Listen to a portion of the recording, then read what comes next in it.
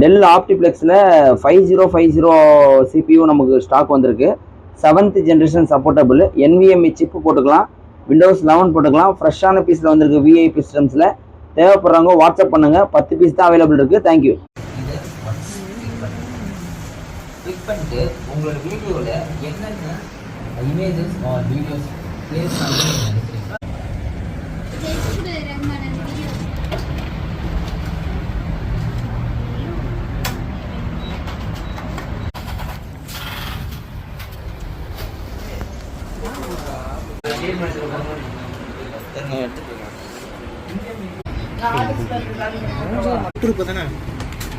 அப்படியே பார்த்து போட்ல போட்டுற போற ஆர்டிஸ்ட்